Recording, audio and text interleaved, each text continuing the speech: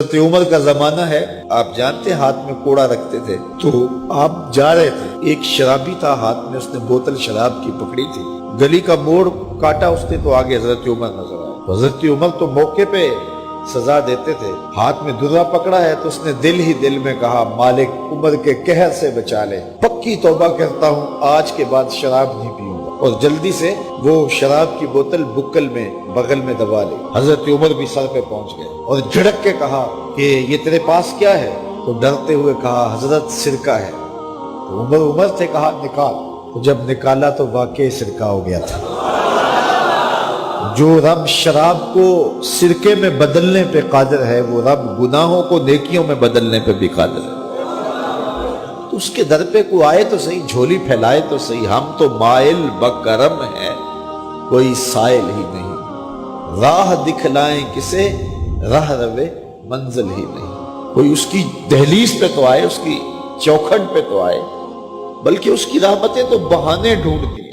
بشر حافی ایک بہت بڑے شرابی تھے اور زندگی شراب کے نشے میں دھت گزرتی تھی۔ ایک دن گلی سے گزر رہے تھے، کاغذ کا ایک ٹکڑا دیکھا، اس پہ رب کا نام لکھا تھا۔ یار بندہ گناہ گار ہو بے ادب نہ ہو، گناہ گار ہو بے ادب نہ ہو۔ تو کاغذ کے ٹکڑے پہ رب کا نام لکھا تھا، اس کو اٹھایا، چوما، صاف کیا، خوشبو لگائی اور اونچی جگہ پہ رکھ دیا کہ یہ میرے رب کا نام ہے، اور شراب پینے پھر میخانے میں چلے گئے۔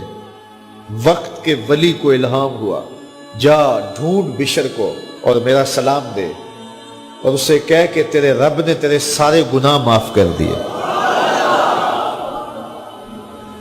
نکلا، پوچھا بشر کون ہے؟ لوگوں نے کہا وہ تو بہت بڑا شرابی ہے۔ اللہ اکبر۔ گھر پوچھا، کہا وہ شراب خانے میں۔ شراب خانے میں پیچھے چلے گئے۔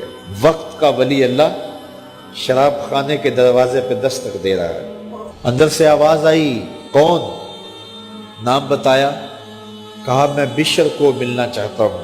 کہا وہ تو نشے میں دھت پڑا ہے۔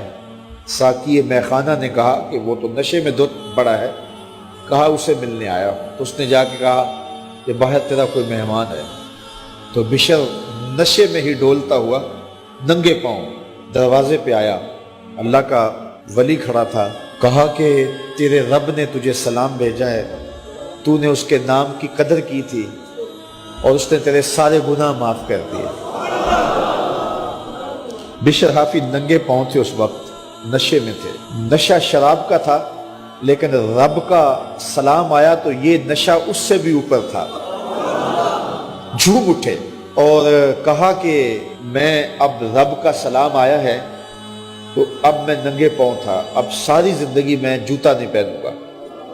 عربی میں حافی ننگے پاؤں والے کو کہتے ہیں، تو بشر حافی کو بشر حافی اس لیے کہتے ہیں کہ وہ ساری زندگی پھر برہنہ پا رہے، انہوں نے کبھی بھی جوتا نہیں پہنا تھا، زندگی بدل گئی لیکن پاؤں میں جوتے نہیں پہنتے تھے کہ میرے رب کا سندیسہ جب میرے نام آیا تھا، میری جب تقدیر بدلی تھی، میرے رب نے جب مجھے محبت نامہ بھیجا تھا، مجھے سلام بھیجا تھا، پیغام بھیجا تھا، تو میرے پاؤں میں جوتا نہیں تھا۔ تو بشر حافی جوتا نہیں پہنتے تھے، تو رب نے کرم یہ کیا کہ بشر حافی نے گھر سے مسجد میں جانے کے لیے جو راستہ اختیار کرنا ہوتا تھا، اس راستے پر جانور گوبر نہیں کیا کرتے تھے، جانور لیت نہیں کیا کرتے تھے۔ یہ بشر حافی کی گزرگاہ ہے۔